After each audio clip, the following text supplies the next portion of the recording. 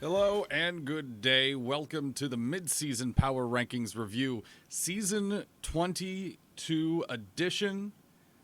We have a lot of wonderful guests tonight. But before we get into that, I do apologize for any dropped frames on the live stream side of things, as there's a bit of a storm going through Massachusetts right now, and it's causing a few issues. So if there are dropped frames at all, don't worry. We will handle them, and the recording will be wonderfully clean and up on the BNN YouTube here later tonight. With that being said, we have some wonderful guests over here. So let's start in the top left. Second time on the broadcast here from the Beams, an entirely normal, completely calm, boring individual that is not chaotic at all. A one Panda. Good day, Panda. Hey Dan, how's it going? It is a day. It is a warm, toasty day here in Massachusetts. We're also getting rained and hailed on. Yeah, we had to come Ah, through here in Pennsylvania a little while ago. so you know what's going on here. You just got that. I do. I will jump in real quick and correct you. This is actually my third time on the show. Is this the third time? I was on 2 weeks in a row because I filled in for someone who couldn't Oh, make it this second week. oh, okay. Well, I'm glad you're paying attention at least.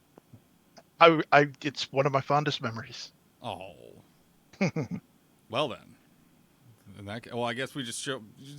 We don't. We've peaked. We've peaked. We can just close the show down right now. We can be done. We can be done. I no, we can't. We have other guests we have to Yeah. introduce. That's okay. Jade of the Townsend clan, representative of the Lovers, and someone who's probably really excited for this season of Blaseball. Jade, how are you? Yeah, I'm doing great.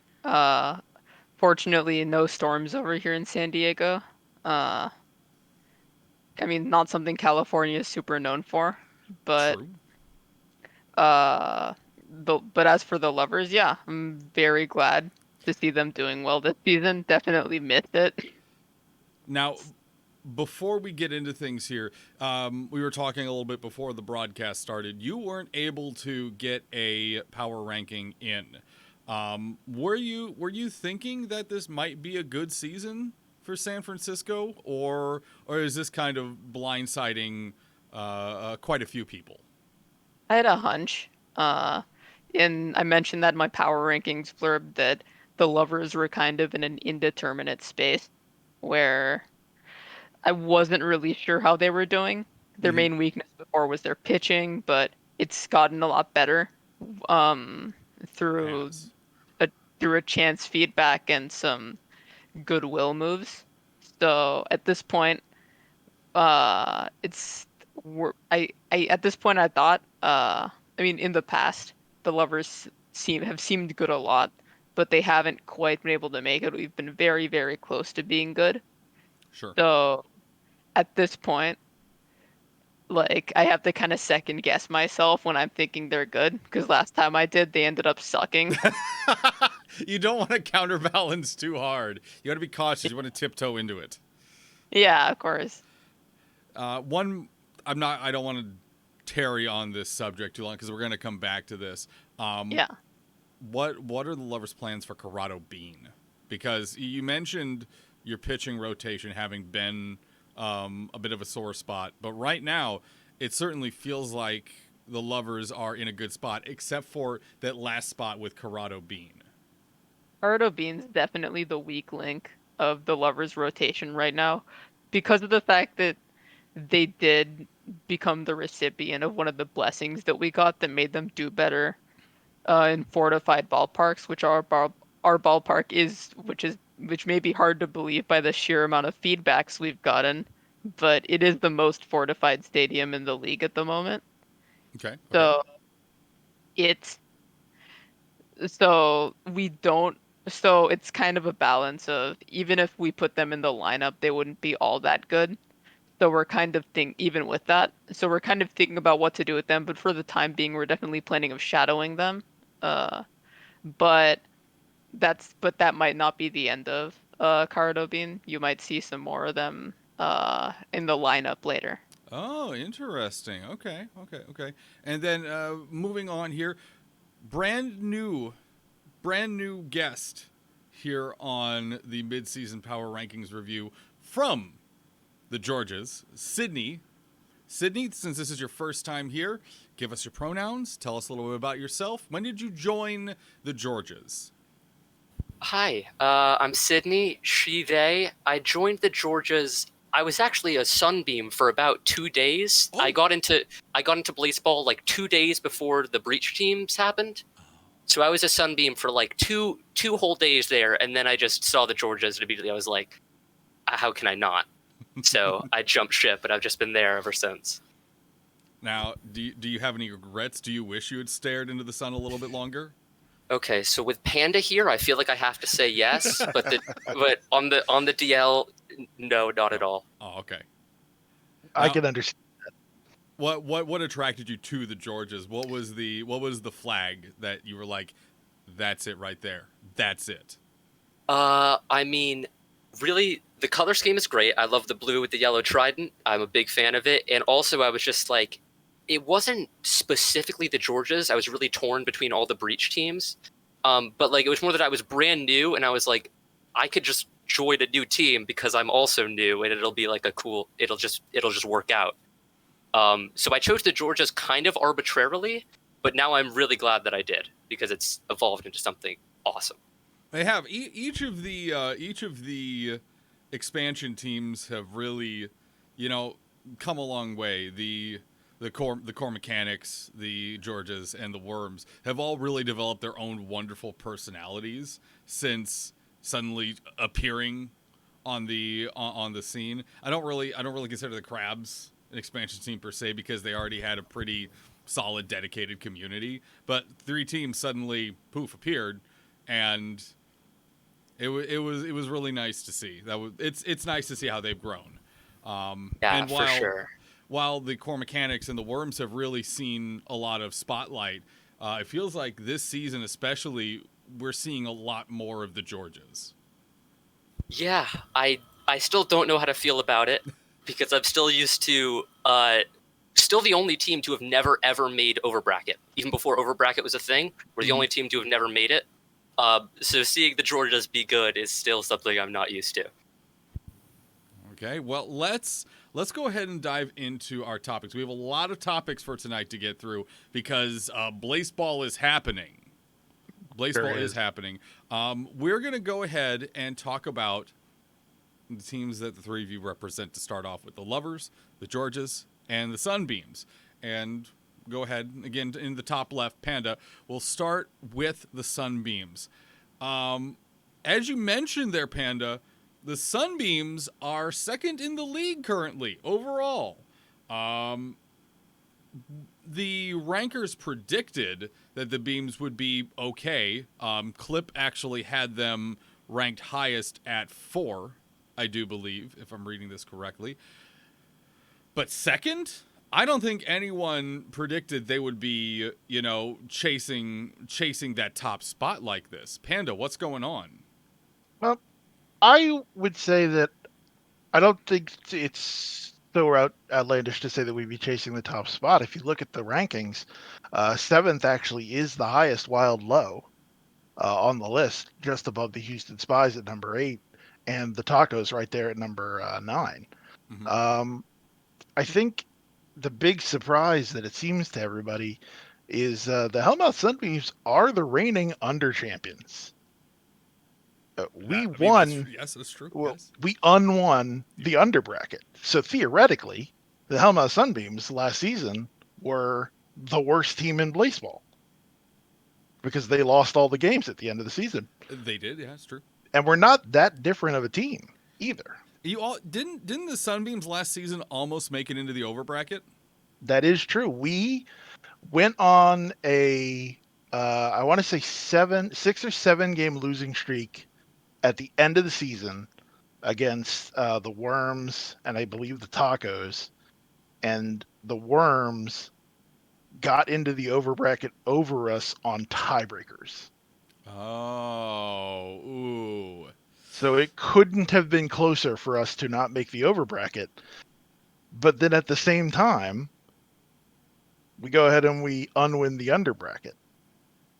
So it's a little difficult to explain exactly how that happened. I'm still not exactly sure how it happened. It just kind of all came together in such a way that, like the Lift would score 2 runs in the bottom of the 9th to take the lead by 1, and we'd lose the pivotal game. Or we go into the Moist Talker series, even though both of us were the 5th seed. For some reason, they had home field advantage and major hype, I think. Mm-hmm.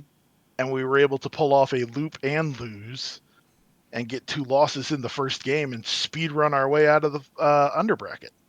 And So an under champion was made. at the first modern under over champion. Oh yeah, you have both kinds of dots. We do. It's a distinction shared only between us and the Downward Dogs, and I couldn't imagine better company to be in. Fantastic. You can indeed, by the way, pet the dog. We can pet the dogs. That's of probably one of the best updates that's been made to Blaseball in the last 6 the seasons. the best. I stand with Nick Winkler in that this is needed to happen for a while, and I am so glad we have been blessed with dog petting skills. Firmly agree. Just talk a little bit about exactly what the Sunbeams are and then what we're doing this season. Mm-hmm. Putting aside the fact that we did lose the under bracket last season. The Sunbeams are better than any other team at walking. We put all of our eggs into the Moxie basket, and it's really been paying off. We have, I believe, 4 of the top 10 walkers this season, and either 3 of the top 4 slots or the top 4. Okay, yeah, we have 3 of the top 4 slots, and I think Bickle fell just off of the top 10. But we've currently got Nagomi Nava sitting on 70 walks through, 59 games, I think? 56 games? I don't mean to disrupt you, but Blaseball just started. Yeah. 14 minutes late. Did Parker fall asleep? I'm not really sure what happened there. Play ball, everyone. Man, play ball. Fair enough. But yeah, I mean, what we have done is we've tried to build a team that's just really good at consistently getting on base. Something that actually the Downward Dogs also kind of share. Their team buff is at least involves walking. In the park. Yeah. Exactly. And that's, again, great company to be in. Oh, absolutely. We have Walk in the Park on Hendricks Richardson now. He's, I want to say, like a 10-star total batter, and he is currently number 6 in on-base percentage. Ooh. Oh. Yeah. So if anybody's wondering, what is it that the Sunbeams are doing? I mean, it's basically just that. They're taking a walk. We take a walk. Sometimes we walk right past first base because it turns out they don't stop you. Nope. I mean, do you guys have a grind rail? Do you all have a grind rail? We also have a grind rail. See, there we go. But I'm also referring to Base Instincts, which is our blood buff. Ah, yes. Which is where we can go directly to third sometimes, and sometimes we'll score a 3-run walk. There we go. Which is a perfectly normal baseball sentence. Completely normal. There have been sentences said the last couple seasons of Blaseball where you say or type the sentence and you look at it, and you hear yourself back and you think, "Oh, that person. Is this real? Is this real life?" Moving on, unless you had anything else to say about the Sunbeams. I will say one last thing about the Sunbeams. Okay. We did have a couple of rough games against the Wild Wings, and that is mostly because of the escape from the shadows of the criminal Tot Fox, who had been banished to the shadows due to their crimes against the sun. Their presence did shake us up for a little bit, but I think we're over it now, and we're not going to let Tot Fox get to us anymore for the rest of the season. Fair enough. Fair enough. Speaking of criminals, at least alleged criminals, a quick rest in violence to those that have been incinerated already this season, especially one alleged murderer, Goobie Ballson. Mm. Oh, Tommy D came back! Dracane is back. Yo. Yeah! Yeah. My favorite non-vampire came back. Absolutely not a vampire. We can confirm. Totally normal human. Completely normal human, not scattered at all either. Yeah, that's weird. That is odd. Tommy D was gone for a long time there. That's yeah. Tommy That's- dove in game 65 of last season. That was almost a full season. Yeah. Huh. Wow. Well, I think he knows something we don't. Yeah, I guess so. the Magic were able to yoink Tommy D out of the ethereal plane back onto solid ground. So that's really good to hear. Yeah, good on them. It's greatly appreciated. I will get back to this though. Rest in violence to the unfortunate fallen in the Hall of Flame, especially one alleged Goobie Ballson. Did I get that right, Jade? Yeah. Okay. And then, of course, Young Wright. It's very tragic to be taken away from the Wild Wings. Yeah. I don't think that they really deserve that to keep happening to them, but it seems to. And, of course, Brock Forbes. I mean, what can be said about Brock Forbes? Participated in Day X in season 10. One of the true OGs. Yeah. And that's one that you didn't want to see go. Brock Forbes has been around for a long time. Yeah. It was unfortunate. Almost as unfortunate that lightning I just saw, which is making me very nervous. All right, moving on, because this segment is already going super long. Jade, we already talked a little bit about what's going on with the lovers. Let's really dive into this, though, because the lovers, if we're looking at the power rankings, we're all the way down at number 17. However, they are doing some work here. What is the secret sauce on the I shouldn't have said it like that. Oh, that's terrible. What are the lovers doing right, Jade? All right. So one of those things is completely out of their control, which is two feedback swaps. One of which was half reversed.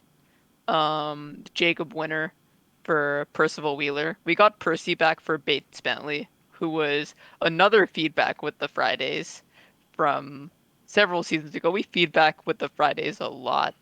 It's not funny anymore. But anyways, we did move Jacob Winter to the rotation in exchange for another weak link in our rotation, Sylvia Winter, who's been doing really good at the rear of our lineup. On top of that, we did keep Juice Collins, who wasn't a great Fridays pitcher and is doing solid work on the lovers. And then on top of that, we got a lot of shames early on. So for a lot of the season we've been riding on the hype train. Ooh, but that's... we've actually run out of hype. Have you? Yeah, I think so. We're either running low or we've run out. Yeah, we don't have any hype anymore. Yes. So yeah, if you look at our record, we've kind of started sagging a bit. We got swept by the Garages last night, and then gave up a couple games to the Crabs and the Fridays. So it's been tough. We've had a bit of a rough. We've had a lot of rough matchups. So at this point, we're not in first place anymore. We're slightly behind the Pies, who, despite having 42 wins, are actually 28-28. Not quite sure what's going on there, but Uppy Downy? Uppy Downy.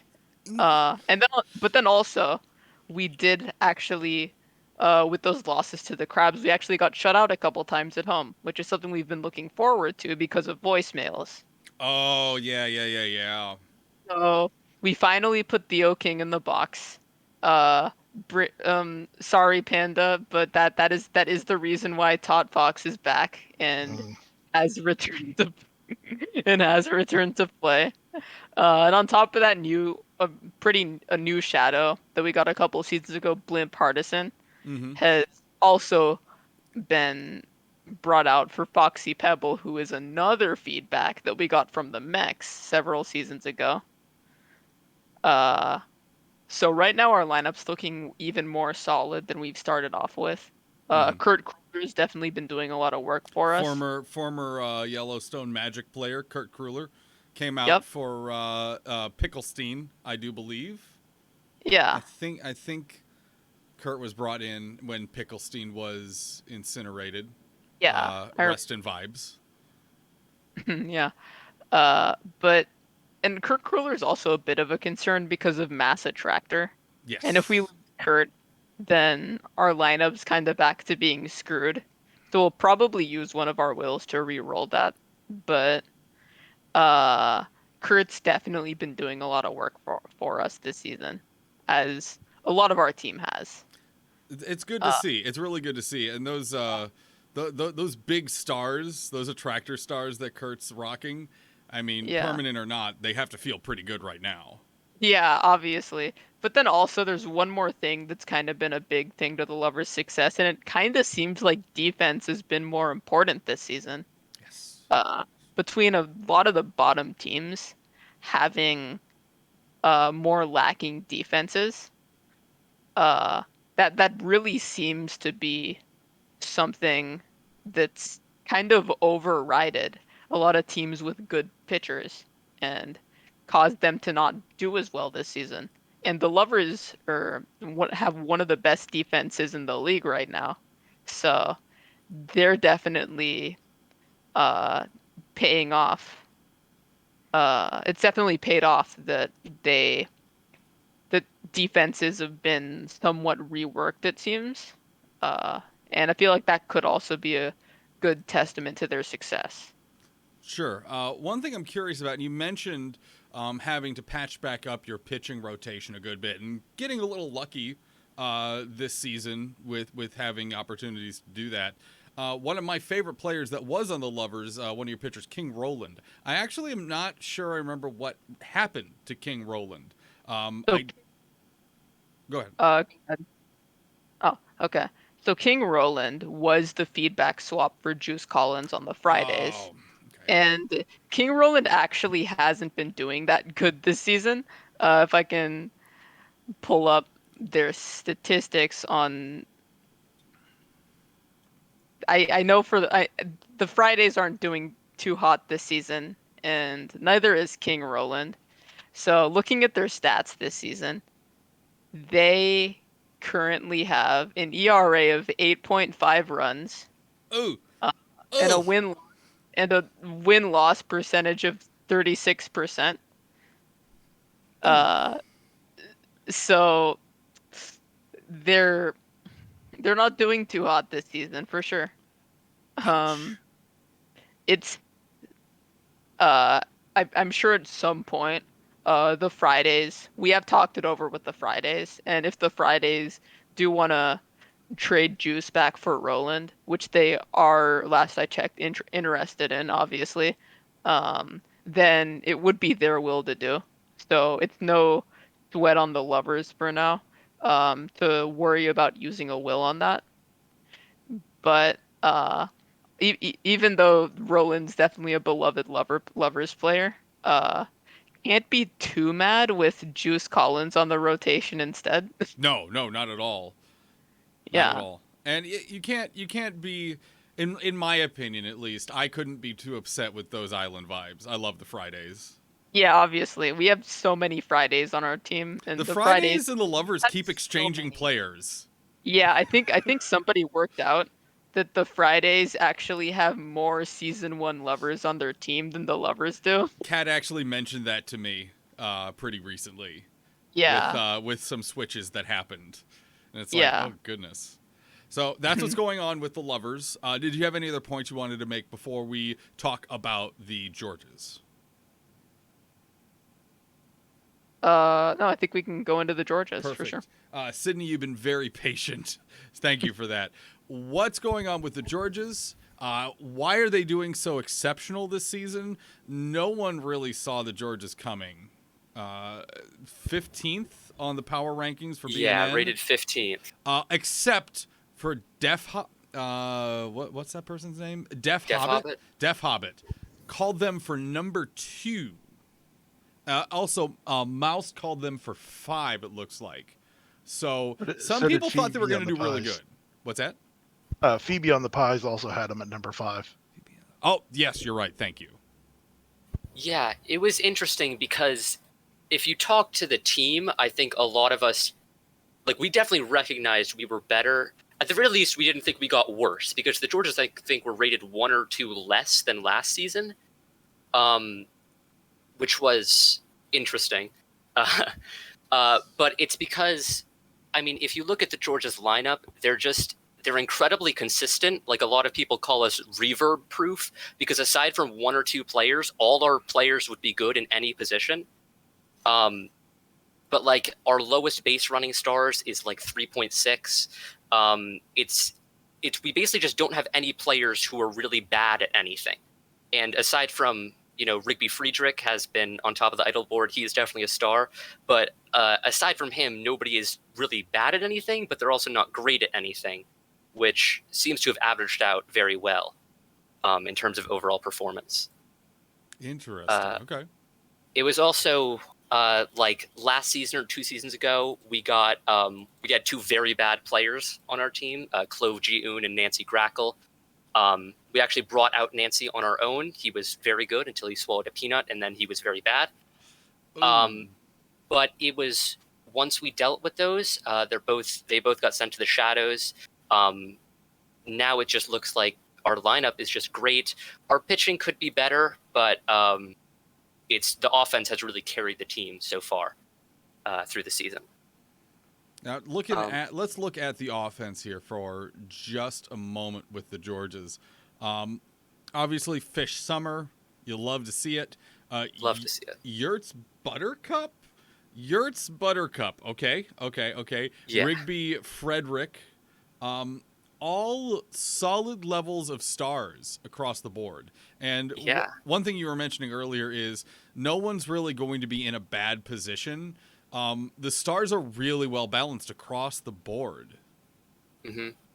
It's very nice to see, especially because we are a small ball team. So the fact that we basically have no bad base runners, even though we had the 5th base for, I think, over half the season, it really didn't affect our performance at all just because everybody is good at running on the team.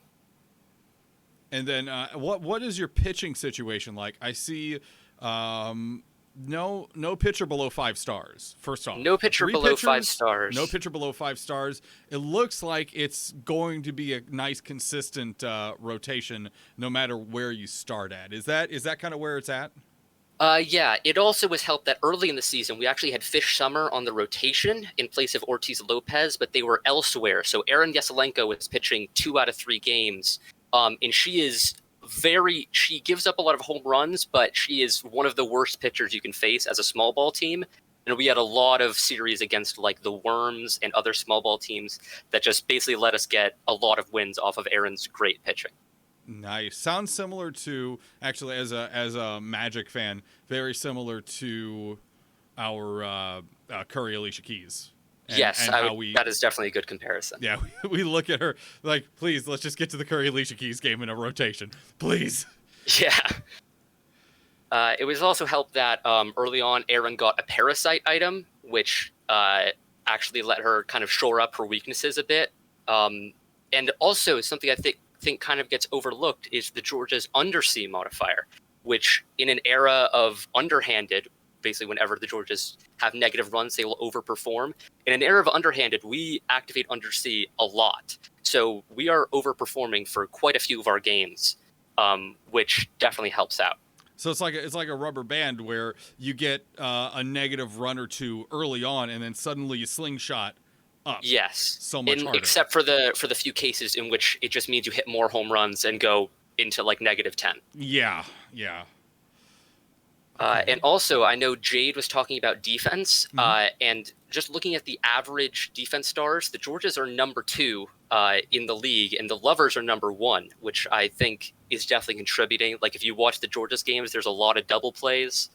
I think defense is definitely playing a larger role in the game in this season. Very much so. Very much so. Taking a look at things here,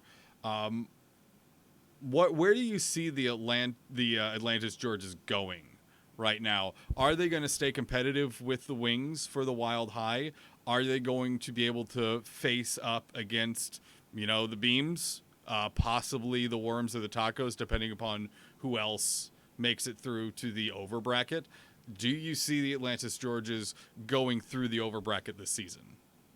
It is a difficult question because I have to admit, as I mentioned earlier, the Georges have never they've never made the over bracket before, and I kind of don't watch games much if the Georges aren't playing. But I think they definitely have a shot. I think the Tacos, as I said, the Tacos are a very home run focused team, and our best pitcher gives up a lot of home runs. So those kind of teams would be tough. But if we get good matchups, like against the Worms and such, I think the Georges could definitely make it to top 4 at least. Top 4, okay. Well, there we go. A little bit of hubris, just a little bit of hubris. Just a little. Before we make some predictions later on in the broadcast.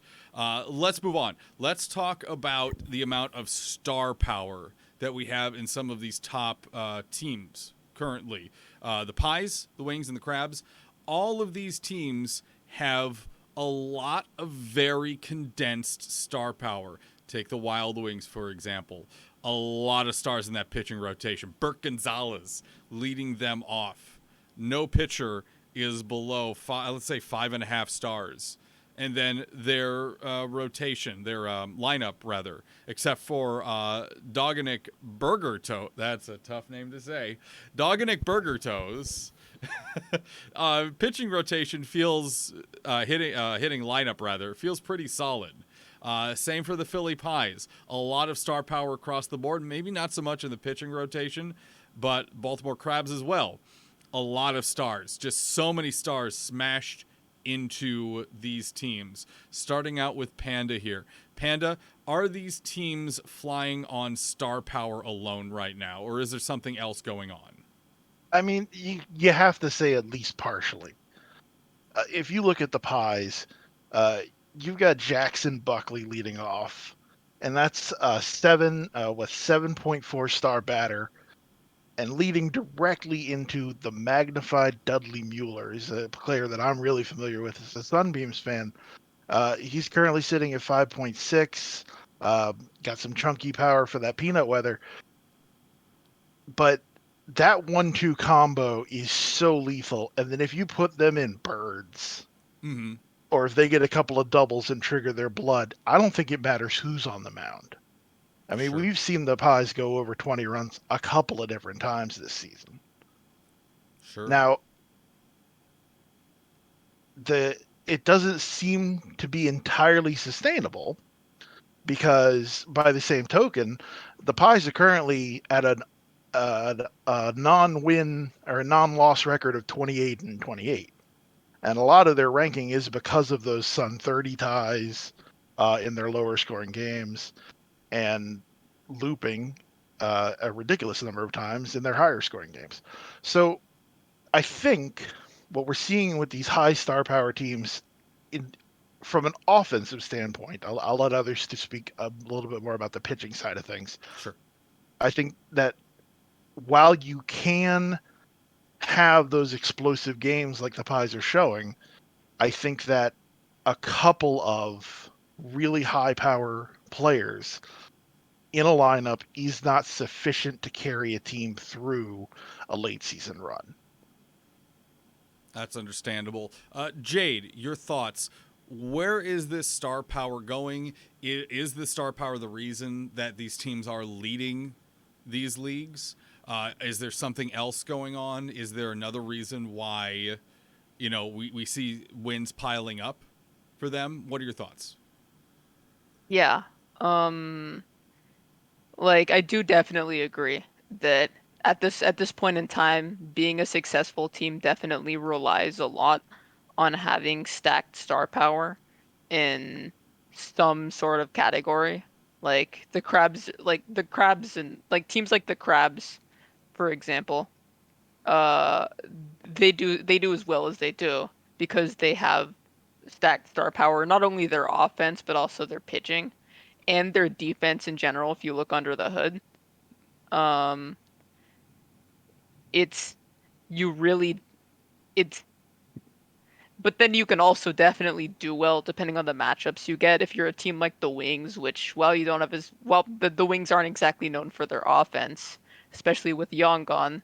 But but yeah, their pitching rotation is absolutely stacked. But then again, you run across teams like, say, the Georgias or the Firefighters that don't have, or I mean the Sunbeams too, that don't have the most stacked of statistics. And then when it comes to something like that, you kind of do have to look under the hood a bit and see that, like, the Georgia's second highest defense in the league, uh, and like very, very solid base running as well. And then the Firefighters also very, very stacked across the board when it comes to defense. And I don't think the Firefighters base running is half bad either. Yeah. Um, you've you really you really do have to look at more than more than just what you see on the surface when it comes to judging a lot of these teams. This is also a case with with teams like in Mild, the Lovers and the Garages and the Shoe Thieves as well, who have been doing pretty good this season. First time they've done this well since, like, before the Grand Siesta. And if you look at the Shoe Thieves, they also have very good defense and base running, despite not having great uh offense or pitching. So yeah, batting and pitching are definitely important to the success of a team. I feel like you kind of have to consider that that's not all there is. You have Sure. to, and a team can succeed, especially in a season like this, even without those aspects. And on top of that, a team can fail even if you do have some of those aspects. Like, looking at the Stakes, who have great offense, great defense, and stuff like that, but they they suffer enough. Uh, it they definitely suffer enough. Um, that they're kind of being buried under a lot of more well-rounded teams. Sure. And admittedly, the mild league, and especially the mild high, is very competitive this season. Yeah, absolutely. Extremely competitive. Yeah, every team in Mild High is very good on their own. Not to the same degree as Wild Low, which is of course notorious for this, Yeah. but Mild High is definitely also kind of becoming that. If you look at any team in Mild High, uh, they're also stacked across the board and all in ways that make it hard to judge. Sure. You also do see this in Mild Low as well. Um, and at this point, it's just, even outside of the Mild High, I feel like it's playoff contention as, like, stars inflate and it's become easier to be good in certain areas. Um, it's just been fiercely much more competitive than, say, in past seasons, where Sure. you can easily tell a team that's going to make the playoffs from a team that's going to make party time early, and that's definitely a very hard thing to rank. I'm sure anybody who's been doing power rankings lately has kind Yeah. of seen that it's just been getting harder and harder to judge. And we'll get to our predictions later on for that. Yeah. Sydney, the Atlantis Georgias also have a lot of star power, well condensed into both lineup and rotation. Is there something to be said for making sure you have a consistent, well-stacked amount of stars across the board? And is that really something that's helping the Georgias move forward through the wild high? Oh, yes, absolutely. I do think so. It's important because anything can happen in baseball. Reverbs happen all the time. Reason the Georgias have been bad is because we got hit by an awful reverb that like took our 2 players who aren't reverb proof and swapped them. And really just having a bunch of flexible players that you can move around. Like if someone gets incinerated and you get a bad player in the lineup and you can put a pitcher in there to replace them. It lets you be very flexible with all the awful things that can happen to you in baseball. And it's also just, I mean, it's great to have people who are good at everything because they're good. And I think you can obviously see this in the Wild Wings with their stacked rotation. Like aside from, they have a good kind of 1-2 punch of Brock Watson, who's going to get on base, and then Huber Frumpel's going to bat him in. Oh yeah. But aside from that, there's nothing really to write home about in their offense.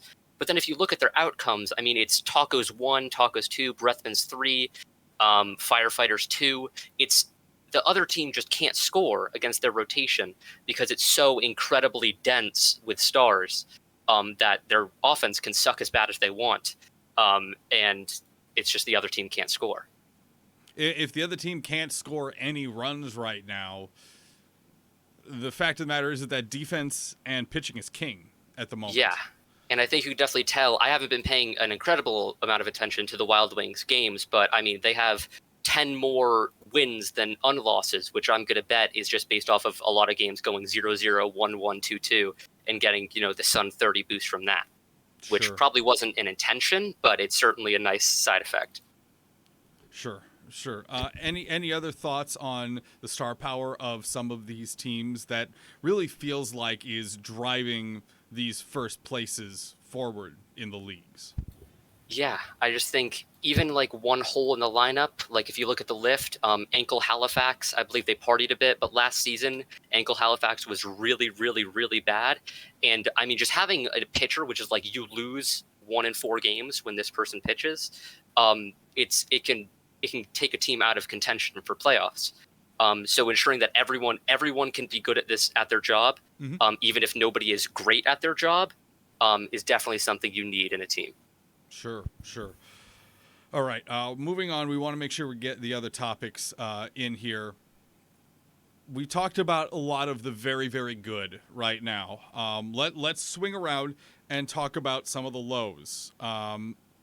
The rankers predicted that the core mechanics might struggle a bit this season, and certainly we've seen that. However, with the millennials, the millennials were ranked, I believe, at number 3. Yes, the millennials were ranked at number 3 by the rankers, with Clip, Kid Roar, If Biff, and Panda yourself, all putting them at that number 3 spot.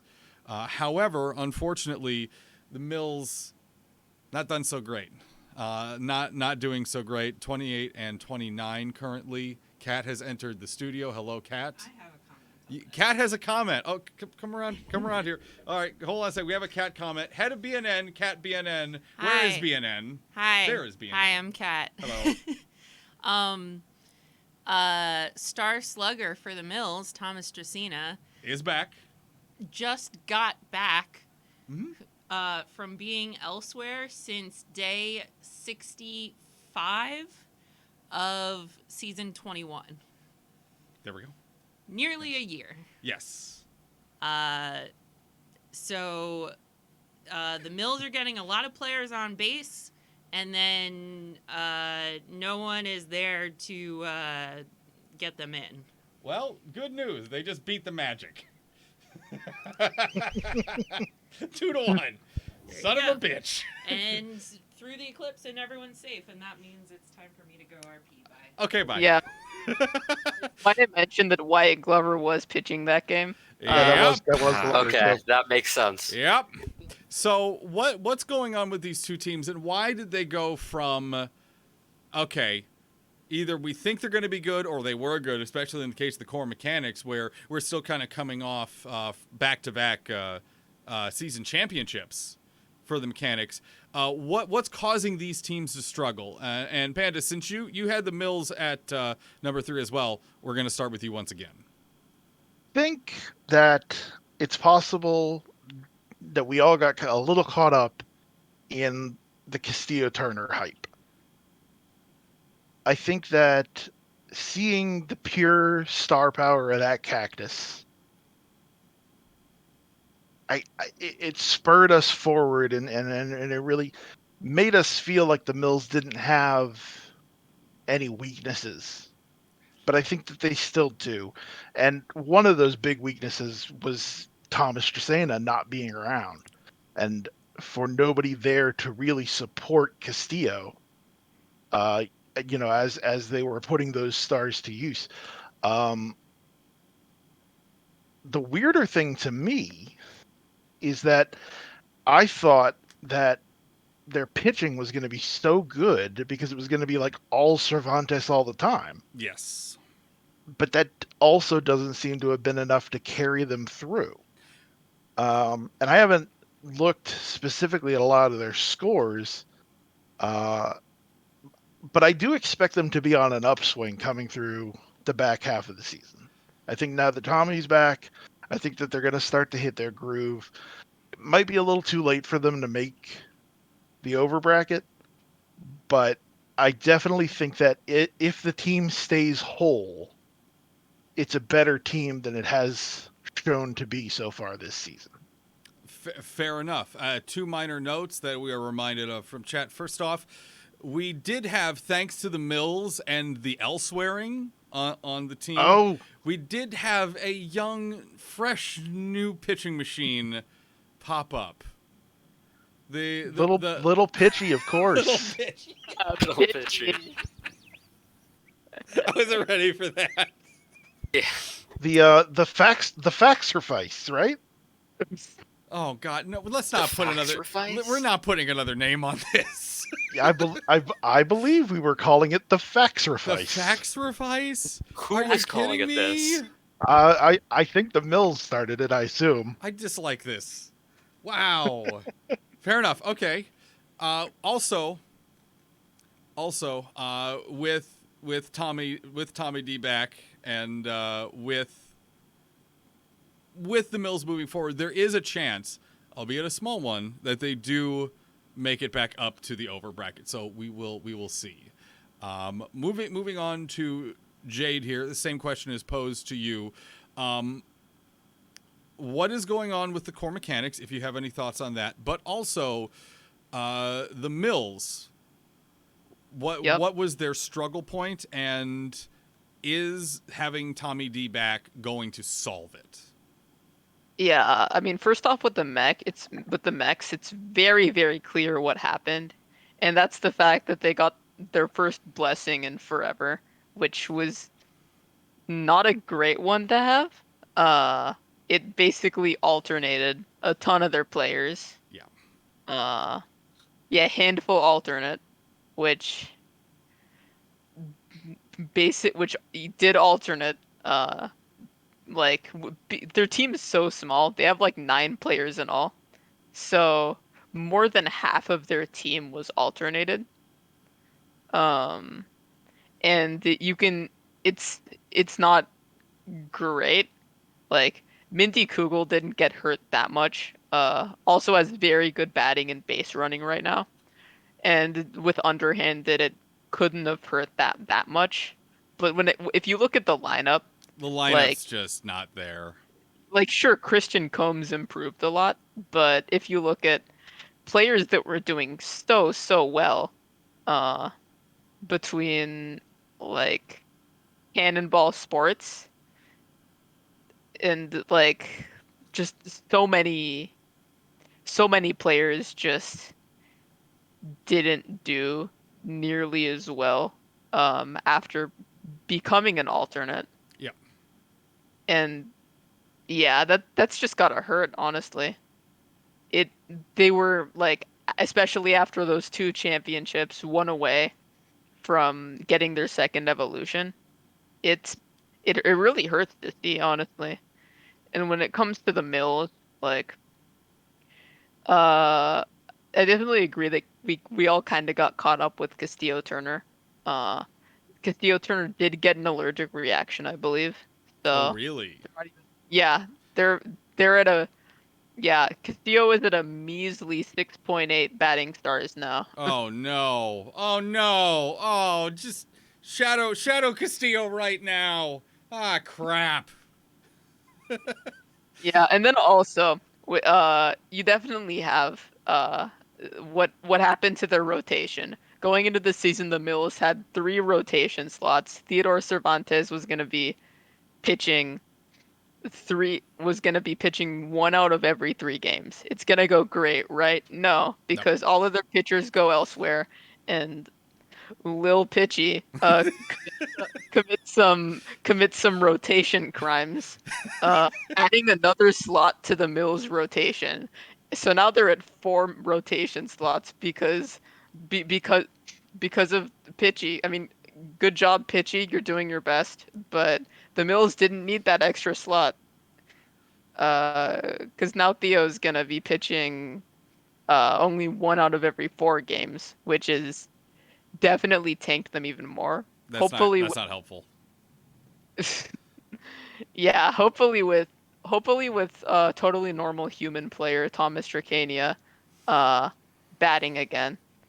After that return from elsewhere, it'll help them a bit, but honestly, I don't see it helping them enough to propel them, especially with their comparatively uh mediocre lineup. So, yeah, I I'd be surprised if they made the playoffs and a little disappointed because that would probably knock the Lovers out of contention. Mhm. Uh, but Admittedly, they're only 5 games behind San Francisco. Like five that's five true. wins. That's true. Mild High is just deadlocked. Like Yes. there is a 9 game difference between the bottom team and the top team. It's it could go like it seems like while um the Pies and the Lovers are up front. That could change at any instant. The Garages are hanging a mere win apart from the Lovers and two away from the Pies, and the other 3 teams are just hanging back there.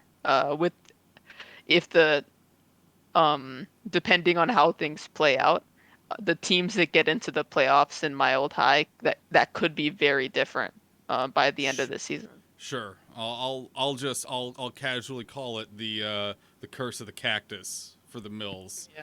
They dropped a lot of votes to steal Castillo back from the Flowers, and I'm a little curious if it was it worth it. I don't think it was worth it personally. I think they could have done a lot better than that, but that's just me. Sydney, as someone who has taken some time to look at rankings and look at this regularly, what did people get wrong with the Mills, and what can the core mechanics do to kind of pick things up from where they're at? I think with the Mills, specifically with, the Curse of the Cactus, the Castillo craze, whatever you're going to call it, a lot of people were expecting less that Castillo would do well and more that Castillo would get on base and then totally normal human man Thomas Tracana would bat him in. Not a vampire, by the way. Not at all a vampire. Not a There's vampire. like 3 other vampires in the league and he's not one of them. He is Yeah, not. who told you that? I don't know. It was they were just It was Conrad Goobie Vaughn. Ballson, allegedly. Oh, yeah. Cross your that makes fingers, sense. allegedly. Yeah. It was just Conrad Vaughn wasn't really performing well enough to bat in the star millennial Castillo Turner. And I think the millennials are kind of they kind of have a similar thing of the Georgias, in which none of them are, aside from 1 or 2 people, none of them are really bad at anything. But the issue is they're not good at anything either. If they were just, I think if all their players were just like a star higher, they'd be doing really well. But right now they're on that point where they're not awful, but they're not really performing where they need to be. And as for the mechanics, I think the mechanics are already well on their way to rebuilding because they were so bad early in the season that a lot of their worst players got voicemailed out when they got shut out. So you can see, like, look at the mechanics now. These guys were way worse early in the season, but now their players were kind of on the steady place of getting a bunch of shadow buffs coming in and out. Like Kelvin Drum Solo came out, who is now kind of picking up the team a bit, getting them closer to playoff contention. One of the original mechanics, by the way. Yes, one of the OGs has become the star mechanic, which you always love to see. And I think really, obviously, the election and wills and stuff will help, but I think if they just kind of let themselves naturally party, get shut out, these players can definitely get back to their former glory, I think. Fair enough. Fair enough. Final topic of the night, and I'm going to breeze through this one pretty quickly here. Normally, there is a lot of differentiation between the BNN Power Rankings and what actually happens. This is one of the seasons where, we've talked about a few of the differences. The Georgias were not ranked as highly as people predicted, for example, and people definitely put the Mills on a bit of a pedestal where they weren't able to maintain that. However, the accuracy on the power rankings this season in particular seems to be pretty substantially high. Teams like the Crabs, Wild Wings, Pies were high up there. And then the bottom 7 in particular, Hades Tigers at the bottom through the Moist Talkers, all very accurately predicted spots from the power rankings. And I just want to go through each of you in particular in the order we've been going through and ask you the question, what allowed our rankers this year? What do you think allowed our power rankers this year to really nail where the rankings were probably going to be as of midseason now? Panda, you go first. From a broad standpoint, that's actually a really difficult question because I personally felt like this was one of the hardest seasons to rank so far. There's so much uncertainty. There's so many mechanics in play. But that being said, the Tigers, they're the Tigers. I mean, if you look at the stats that they've got, I mean, they've got maybe one or two good hitters right now, and then Ayana's okay. I mean, Paula Turnip is still in the rotation at 1 star. They don't have a fax machine. Like they can't get rid of Paula. They can't get rid of Dunlap. They can't get rid of Hiroto. They weren't going to get better throughout the season, so it was pretty easy to put them towards the bottom. But I mean, you saw the problems that the core had with their alternating. They've managed to fix more of that quicker than I thought they would, so I don't think they're going to finish near as low as we have them. The Boston Flowers, that lineup is so huge. Yeah. Like, I didn't think the Flowers were going to be the next Garages, but here we are. And Backpatch Rosenthal. Yeah, Backpatch Rosenthal. No. I mean, the Magic, I mean, still rebuilding. You know that better than anyone. Oh, yeah. We still, from, 5 seasons ago, we still have not been able to get our lineup put back together, unfortunately. When almost all of the Magic got redacted. The great redaction, yeah. It just hasn't been the same since. The Dale still recovering. Now they've got Caleb Novak in there pitching with the double modifier. So they're going to lose a third of their games to that. The Lift going through their tragedy. Almost losing...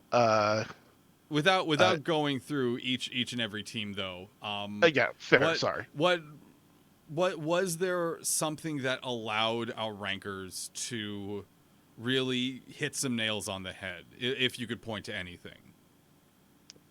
If I had to point to anything, I would say that I think we're just maybe getting used to what the league has in store for us. That's not safe. It's really not, and No. it's very dangerous. But I mean, I came in, I started doing these. I want to say in season 17, and that's kind of we've been doing them consistently now for a number of seasons. Maybe we're just getting good at it. Oh. Oh.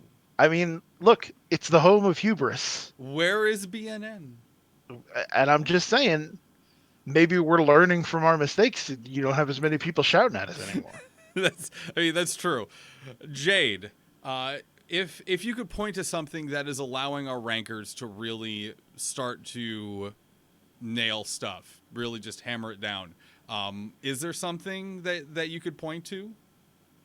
Yeah. Definitely when it comes to that bottom seven, there was definitely a lot of consensus. Um, Now I wasn't, I mean, it's still definitely tough. I feel like I feel like half of that was definitely dumb luck. But dumb luck's probably one of the better measuring sticks you have in baseball. But other than that, like there are I feel like there were still a lot of obvious picks this season. Like when it comes to teams like the Wings rebuilding their rotations, or like teams like that. But then there were also definitely a lot of surprises. Uh, like looking past lineup and rotation. I think the Spies were ranked pretty high, for example. Um, I feel like this, and they're not doing great because if you look at them, they have their defense tanked so hard through blood drains and Matt getting chomped a couple times a couple seasons ago. It's that was definitely a shortcoming. But again, there was a lot of consensus on teams that really just, I mean, I definitely feel that a slight perk of star inflation in a way is the fact that is that we're kind of learning or relearning to kind of look at a team and judge on things outside of stars. Sure. Like a team, just looking at the power rankings doc, like a team like a team like the Garages. I forget where they were put, but I don't think they were put nearly as low as they had been in seasons past. Um, and and you can, and despite their size, obviously, and things of that nature, I feel like people are looking into like the ordering and specific changes that have been made since last election that were kind of able to give rankers an edge on teams like the Garages that definitely, if you look at like the formatting of their lineup with Todd Clark up front and stuff like that. Speaking of Todd Clark just became unstable. Yeah. So not sure how that's gonna spell for the Garages. Again, as I was about to say, Todd Clark is leading off their lineup, and I feel like a lot of rankers saw that and ranked them higher as a result uh because that definitely has helped the Garages bat in a lot more and have people on base. Um so a team like that and just going off of those principles and looking past stars alone Mm-hmm. is definitely something that a lot of people have done more of lately. The Garages were ranked this season at least at 16th, right next to the Atlantis Georges. Last season they were ranked 23rd, so a Yeah, boost of 7. yeah. So that's a big boost, and even though it wasn't as accurate as they are doing right now, um, it still shows that people are learning Sure. um, kind of more subtleties and specific changes teams have made from season to season, and being able to measure that more and not relying as much on stars, because that obviously alone recently hasn't been as effective a way of measuring things. Sure. Sydney, same question posed to you. Is there something that you can point to, or something that you feel has been important enough lately that is helping rankers get more accurate?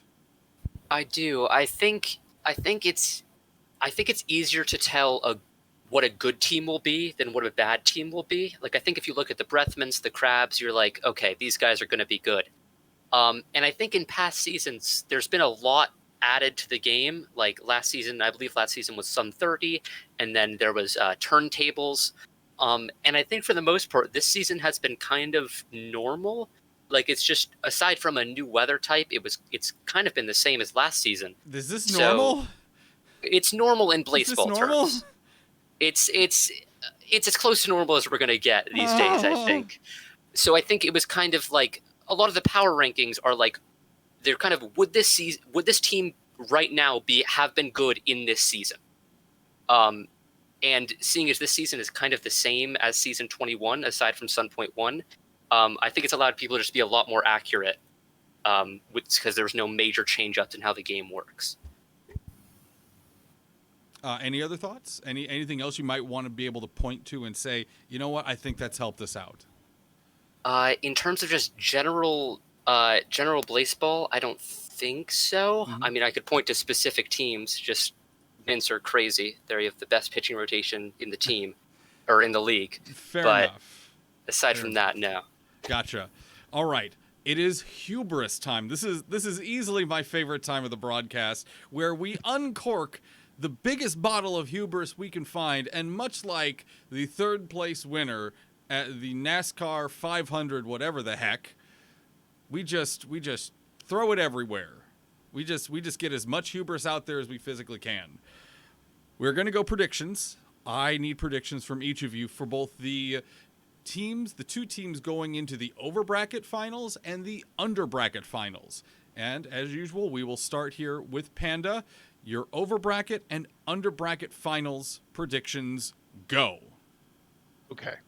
So the main thing we've been saying Yes. in Sunbeam's chat for the last week, because of our under championship win, is that you can't estimate what the beams are going to do. Okay. We don't know. Okay. And I promised that I wouldn't estimate the beams here. But you're going to estimate the beams? I'm going to go against that promise. Yes! I'm going to drown myself in my own hubris. Yes! Oh, I love it. I'm going to be the villain if we fail, but I think the Hellmouth Sunbeams take the Wild League in the over bracket. Okay. Who are they going to face from the mild? And then I think it's got to be the Crabs. Got to be the Crabs. Okay. All right. And the under Now, bracket. the under bracket, I don't know how the Hades Tigers don't make it to the finals of the under bracket. And I think that they face. My head is telling me the Magic, but my gut is telling me the Fridays. Really? The Fridays? And I'm not even really sure why that is, but that's what my gut says, so that's what I'm going with. I'm going Tigers Fridays in the under bracket finals, and nothing would make me happier than if we managed a Tiger Beams double victory. And you do like the Tiger Beams. Which is the exact opposite of what we had in the last season, where the Tigers were the finalists in the over bracket. There we go. All right. Thank you for giving us this beautiful gift of hubris. Jade, it is your turn. The over bracket finalist and the under bracket finalist, if you would please. Okay, so I want to say that the Lovers face the Wings, and the Wings win 3 games and the Lovers lose 1 in the over bracket, but I'm not gonna. I don't have that much hubris, so I'm gonna. This is still a pretty ambitious, I feel, result, but I think it's gonna be the Breath Mints in mild and the Georgias in wild. The Breath Mints, really? Yeah, I feel like the Breath Mints rotation, you just can't ignore it. And I feel like if they face a team like, I feel like any team they face in mild, like will just be in the playoffs. Will just kind of be overpowered, especially by Michelle Sportsman. Uh, and I definitely think that they're a big contender. And I think that I will say that I feel like in that case, I feel like the Georges might take it just because they're facing Michelle Sportsman every other game. So if they end up going into negative runs at all, then they'll end up overperforming and potentially end up overpowering the Mints Interesting. Okay. with Okay. an offensive boost. Okay. As for the under bracket's definitely a lot harder to call. I do think it's gonna be the I do think it's gonna be the Tigers and the Magic. Um, the Tigers, like Panda said, no way they don't get in. Um, and the Magic are pretty down there and mild low along with the Moist Talkers. But the Moist Talkers, if you look at their stats, they're just kind of middling. When it comes to the Magic, the the Magic don't have great base running, don't have great offense. Uh, have I believe the second worst defense in the league, and Yep. defense has Yep. become a lot more important. And I mean, I mean, 2/5 of this pitching, you do have King Weatherman and Curry Alicia Keys, but you do also have Wyatt Glover and Bevan Wise in that rotation. Yeah. Don't remind So me. yeah, and when it comes to that under bracket, I have no clue who would take that. These are both impressively bad teams, but uh honestly, my gut tells me it goes to the Magic. Okay. Okay. Okay. Alrighty. Sydney, this is going to be your first time uncorking a giant can of hubris. It is. It could be scary. This could be a scary time, but we're all here. We're all very supportive, and we all appreciate the hubris no matter what it is. So, please, your over bracket and under bracket hubris, if you will. All right. For the over bracket, I think easy Wings go to the finals. I think it's going to be close. I think they're going to knock out the Georgias 3-2 in round 3. And then they're going to go to the finals.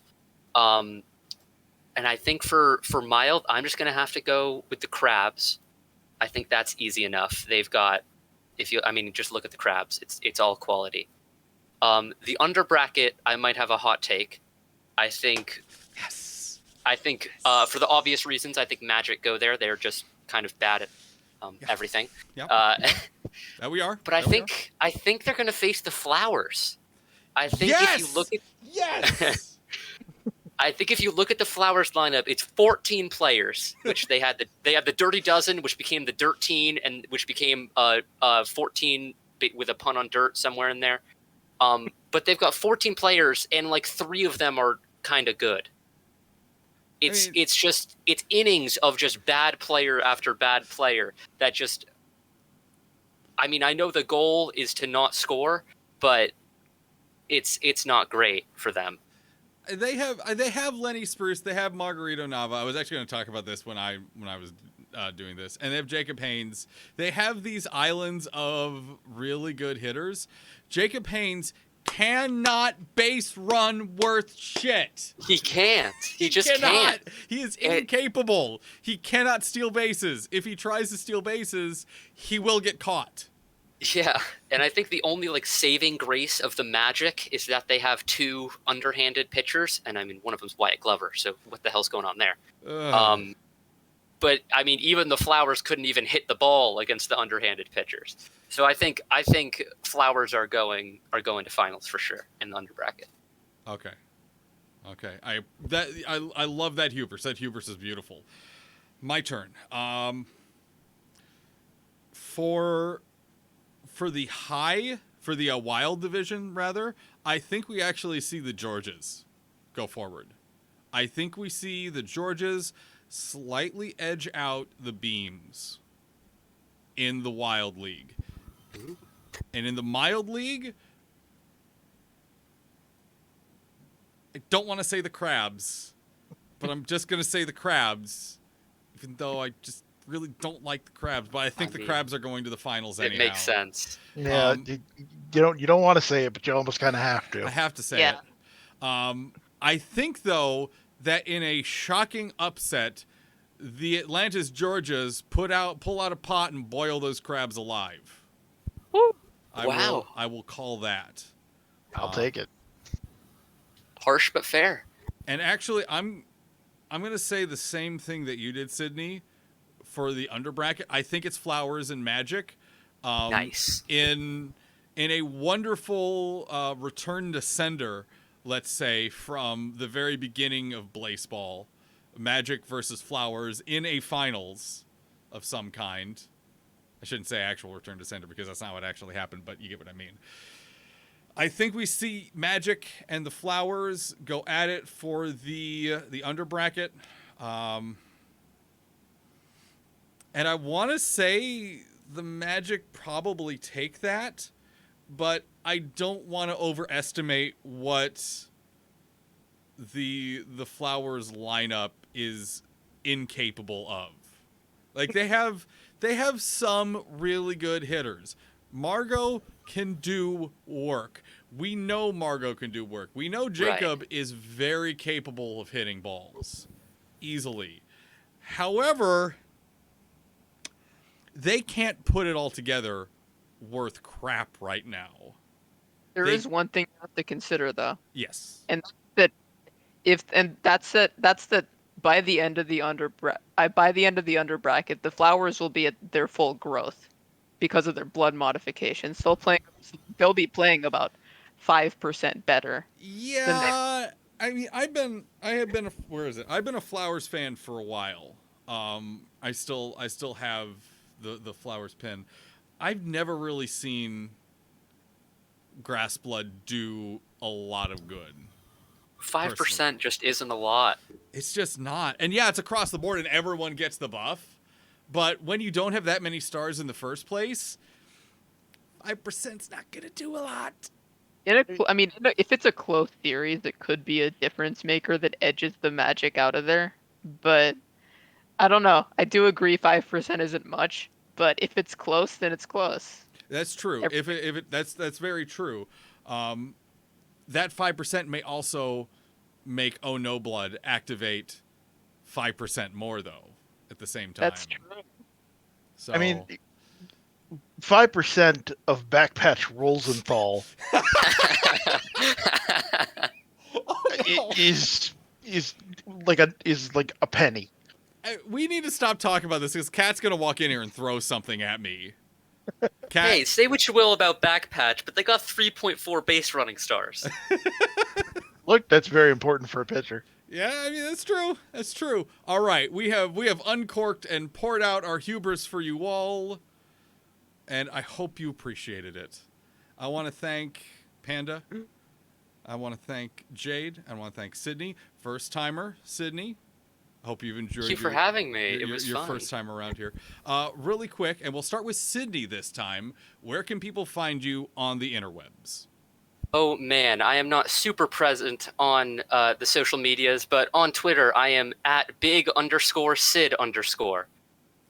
That is my Twitter. That's pretty much all I've got. Perfect. All right, Jade. All right. So you can find me on Twitter at Not a Credit. I post stuff about the Blaseball snack economy and just other weird stuff that happens around Blaseball. You can also follow my girlfriend Evie at QT_Doric. Had to mention that. Yeah, it's about it. I will warn you, she is a mod in the channel. That's true. That is true. You best be careful. Panda. Panda, you actually made a Twitter. I did. I'm proud of you. Thank you. You can find me at Panda Sunbeams on Twitter. And if I can real quick plug, this weekend, the Hellmouth Sunbeams, we're doing a charity stream to support Dine Bakaya, a nonprofit organization focused on supporting indigenous communities, especially around the southern Utah region, where the Moab Desert is located.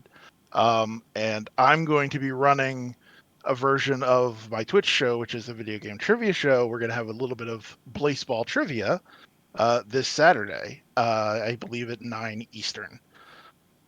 So it would be great to have everybody come out and support a great charity, and we've got a lot of fun activities planned that And day. what channel is that going to be on? For And that is, I don't know if I have that information actually.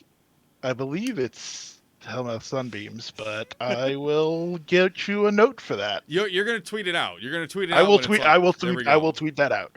So if you want to know where that is, at Panda Sunbeams on Twitter. There we go. Perfect. And as for myself, I am at Leto, Leto, on the Twitter machine.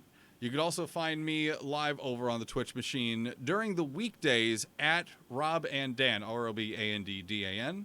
You can also find all of this wonderful material on the Blaseball News Network, which we are a part of. Blaseball.news for your Blaseball news needs. We also have our YouTube page, youtube.com/Blaseball News, I believe. I might have to correct myself on that. But either way, this episode will be posted up later this evening on that very channel. In addition, you can follow BNN on Twitter at Blaseball News. And if you enjoy these productions that we do over here, that I do over here rather, you can contribute to my Ko-fi, kofi.com/broadcastdan. With that being said, we are going to toss out our empty cans of hubris and move on with our lives in the hopes that they don't come back to bite us in the ass. Everyone, we're out. Have a good evening and good luck not getting incinerated. Good luck. Yeah.